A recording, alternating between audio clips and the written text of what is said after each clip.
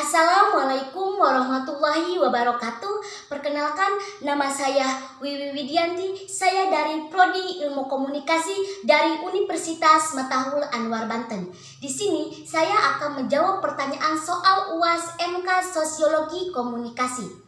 Dalam video ini saya akan mempresentasikan sosiologi komunikasi. Sosiologi komunikasi dapat diartikan sebagai ilmu yang mempelajari masyarakat sebagai objek yang memiliki sifat empiris, realistik, dan tidak menganggap kebenaran sebagai spekulatif.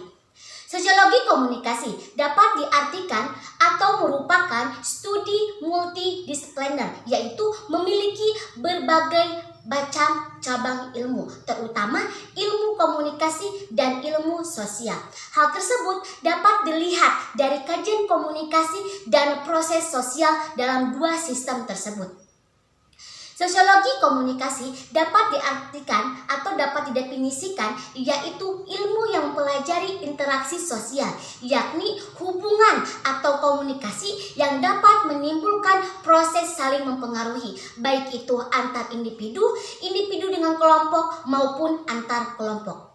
Menurut Swekarto, definisi dari sosiologi komunikasi berkaitan dengan public speaking, yakni cara orang berbicara di depan umum. Eksistensi sosiologi komunikasi adalah proses interaksi sosial masyarakat. Hal tersebut merupakan suatu hal yang dipelajari dalam sosiologi komunikasi. Interaksi sosial adalah hubungan yang dinamis, baik itu antar perorangan ataupun antar kelompok. Menurut Soekarno, ia mendefinisikan interaksi sosial menjadi dua sifat, yaitu sifat pertama adalah kontak sosial, baik itu kontak sosial antar perorangan, baik itu antar individu dan kelompok maupun itu antar kelompok. Yang kedua adalah komunikasi.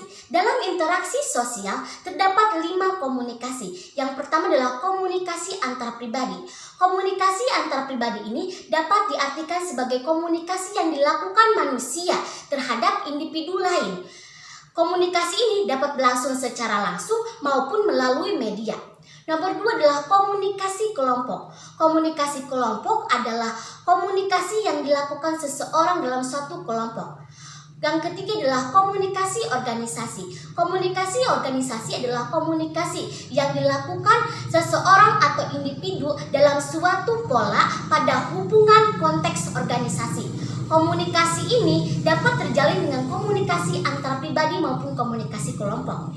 Yang keempat adalah komunikasi sosial, yaitu adalah komunikasi sosial ini dapat diartikan sebagai komunikasi yang dilakukan komunikator, baik itu secara langsung face to face karena dua komunikasi yaitu dua arah. Yang kelima adalah komunikasi massa. Komunikasi massa dapat diartikan sebagai penyampaian pesan antara komunikator dan komunikan, baik itu melalui media kepada orang banyak. Komponen sosiologi komunikasi dibagi menjadi 3. Yang pertama adalah komunikasi antar personal. Komunikasi antar personal ini adalah komunikasi yang dilakukan perorangan yang bersifat pribadi, baik itu secara langsung maupun melalui media. Hambatan dalam komunikasi antar personal ini dibagi menjadi beberapa.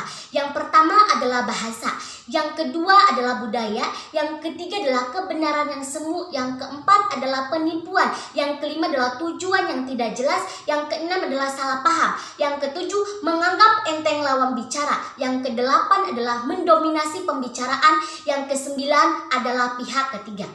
Yang kedua adalah komunikasi kelompok. Komunikasi kelompok adalah komunikasi yang dilakukan komunikator pada sejumlah orang yang lebih dari 2. Komunikasi lintas budaya.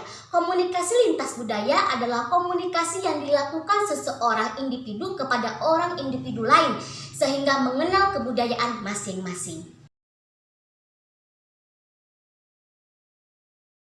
Teori sosiologi komunikasi dapat dibagi menjadi 3 teori. Yang pertama adalah teori perbandingan sosial. Teori perbandingan sosial ini menyatakan bahwa persaingan antara interaksi sosial yang ditimbulkan untuk memenuhi kebutuhan menilai diri sendiri. Yang kedua adalah teori percakapan kelompok. Teori percakapan kelompok ini berkaitan dengan produktivitas kelompok dalam upaya untuk mencapainya melalui pemeriksaan masukan dari anggota, variabel perantara, dan juga keluaran dari kelompok. Yang ketiga adalah teori pertukaran sosial. Teori pertukaran sosial ini didasarkan pada pemikiran bahwa seseorang dapat mencapai satu pengertian yang bersifat kompleks dari kelompok dengan mengkaji hubungan antara dua orang. Ruang lingkup sosiologi komunikasi dapat dibagi menjadi 4. Yang pertama adalah sosiologi. Sosiologi merupakan salah satu cabang ilmu sosial. Menurut Kamus Besar Bahasa Indonesia, sosiologi merupakan ilmu pengetahuan tentang sifat perkembangan manusia, mulai dari struktur sosial, proses sosial, dan perubahannya. Sosiologi berasal dari bahasa Latin, yaitu socius, yang berarti kawan atau teman, dan berasal dari bahasa Yunani, yaitu logos, yang artinya ilmu pengetahuan. Jadi, sosiologi dapat diartikan sebagai ilmu yang mempelajari masyarakat, mulai dari interaksi, melestarikan, dan merubahnya. Yang kedua adalah community. Community merupakan sekumpulan orang dalam masyarakat.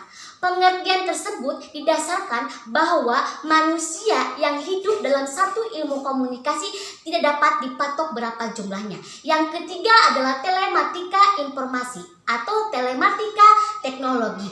Yang keempat adalah komunikasi. Komunikasi ini merupakan penyampaian pesan antara dua orang atau lebih sehingga pesan tersebut dapat disampaikan dengan baik. Komunikasi merupakan pengiriman atau penerimaan pesan, baik itu secara verbal maupun non-verbal dalam konteks komunikasi. Mungkin hanya itu yang dapat saya sampaikan, kurangnya mohon maaf. Assalamualaikum warahmatullahi wabarakatuh.